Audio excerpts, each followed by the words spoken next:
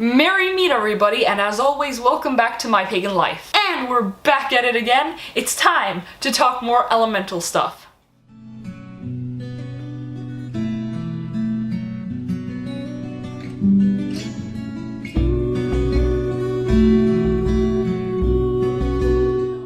As you would know if you watched my previous video on this topic, I'm in the process of working with the elements one by one in order to further explore and to properly understand the elements themselves and my relationship to them. Last time we covered the element of water, which is the element I consider myself the most connected to. You can watch that video by clicking the link in the description below. I highly recommend you do so. Today, however, I'll be asking a different question. What have I recently learned about the element of fire? Good question! I would say there are three things in particular that I've become more aware of. At least. First thing is balance. In a sense, this isn't anything new to me at all, actually. Everything in this world is a balance of some kind. But here are my personal opinions and thoughts on it. Fire, in a sense, is actually the best representation of balance. For instance, have you ever experienced sitting by a candle and holding your arms around it and making a few movements? If so, you might have experienced that the flame very easily moves. I don't know about you, but I've never really thought of fire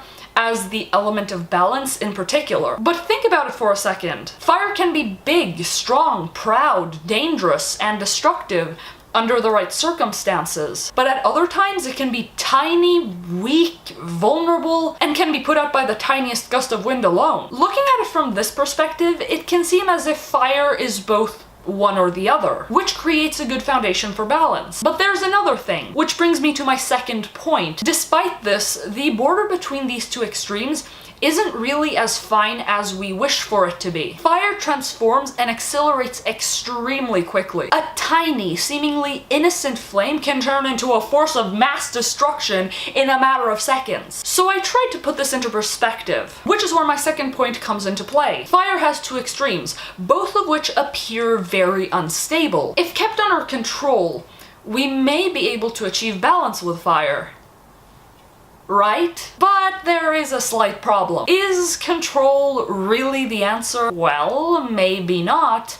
At least not in a spiritual sense. The feeling I get when working with the element of fire is that I will always get some sort of reaction or some sort of response. Pretty similar to what I talked about earlier. What this essentially means is that if I treat the element of fire carefully and with respect, I can respect a similar response. If you treat it with disrespect, recklessness, restraint, it can bring upon you great misfortune. I'm not trying to say that you knocking over a candle and accidentally starting a house fire is you being mean or a bad person towards the element of fire. I mean, let's be honest here, fire will always be fire and things happen. What I'm trying to get at here is that attitude plays a surprisingly big role when it comes to working with the element of fire in a spiritual way. So approaching fire with restraint and control isn't going to work in your favor. At least that's my experience. Knowing this, I think it's fair to say that fire is more or less what we make it out to be. And fire is, in multiple ways, our creation. And that is my next point. Fire is different from the other elements in that it needs to be created in a different way,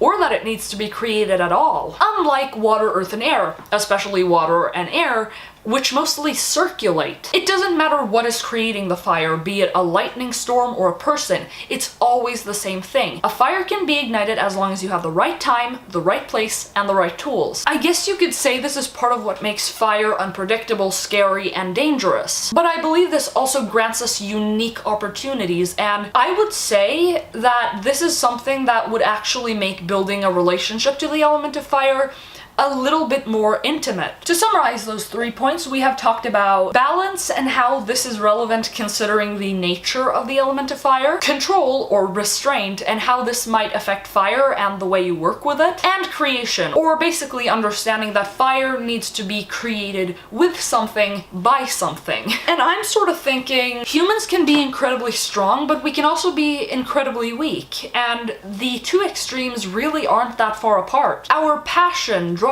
and motivation is like that of a flame. If the conditions are right, the flame will remain hot, sturdy, and proud. But send a gust of wind in its direction and it will flicker. Deprive it of oxygen and it will die. Pour enough water on it and it will cease to exist. But while it is true that it can be extremely weak, it can also grow so strong and so big that it ultimately becomes destructive. In one way, fire is greedy. The more and more it consumes, the bigger and more destructive it gets. Seen another way, when we humans feel restricted, betrayed, abused, controlled, that pain can end up growing and growing and growing into something incredibly destructive. Like, there's no limit to the destruction that we can cause. Or we can end up pushing ourselves so hard that the fire will just be extinguished. When this happens, it's kind of impossible to maintain balance. And last but definitely not least, when it all comes down to it,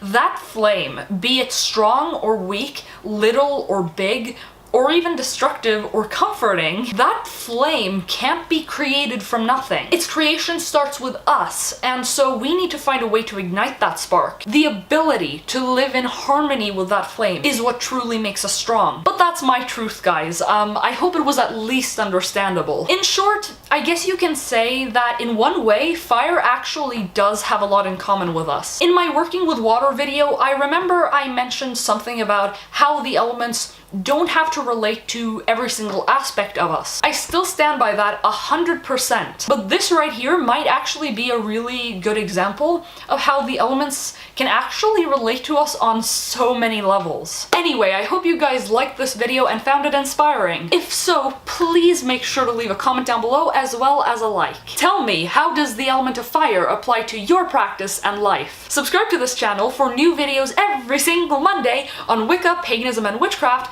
And until next time, guys, blessed be from My Pagan Life.